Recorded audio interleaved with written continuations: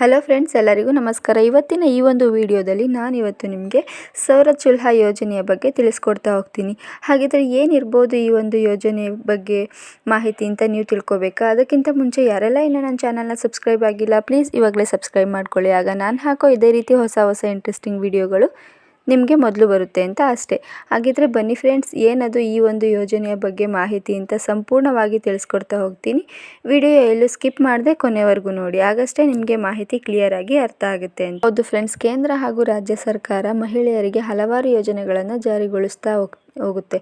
ಅದರಲ್ಲಿ ಕೇಂದ್ರ ಸರ್ಕಾರ ಜಾರಿಗೊಳಿಸಿರುವಂತಹ ಸೌರ ಚುಲ್ಹಾ ಯೋಜನೆ ಕೂಡ ಒಂದಾಗಿರುತ್ತೆ. ಈ ಯೋಜನೆಯಲ್ಲಿ ಮಹಿಳೆಯರಿಗೆ ಸೌರ ಒಲೆಯನ್ನು ನೀಡುವಂತಹ ಒಂದು ಯೋಜನೆ ಇದಾಗಿರುತ್ತೆ ಗೈಸ್.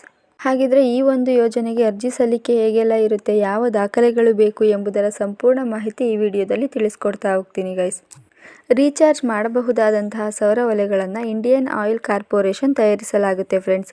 ಇಲ್ಲಿಯವರೆಗೆ ಈ ಕಂಪನಿಯು ಸಿಂಗಲ್ ಬರ್ನರ್ ಹಾಗೂ ಡಬಲ್ ಬರ್ನರ್ ಕುಕ್ ಟಾಪ್ ಮತ್ತು double burner hybrid cook top ಸೇರಿದಂತೆ 3 ರೀತಿಯ ಸೌರ ಒಲೆಗಳನ್ನು ತಯಾರಿಸಲಾಗಿರುತ್ತೆ ಗೈಸ್.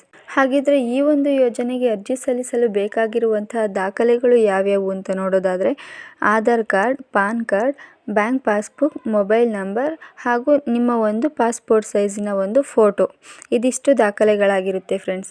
ಹಾಗಾದರೆ ಅರ್ಜಿ ಸಲ್ಲಿಕೆ ಹೇಗೆ ಅಂತ ನೋಡೋದಾದರೆ ಈ ಒಂದು ಯೋಜನೆಗೆ ಅರ್ಜಿ ಸಲ್ಲಿಸಲು ಇಂಡಿಯನ್ ಆಯಿಲ್ನ ಅಧಿಕೃತ ವೆಬ್ಸೈಟ್ಗೆ ಭೇಟಿ ನೀಡಿ ನೀವು ಅರ್ಜಿಯನ್ನು ಸಲ್ಲಿಸಬಹುದಾಗಿರುತ್ತೆ ಫ್ರೆಂಡ್ಸ್.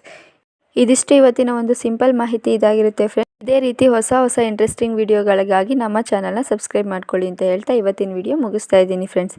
ಎಲ್ಲರಿಗೂ ಧನ್ಯವಾದಗಳು.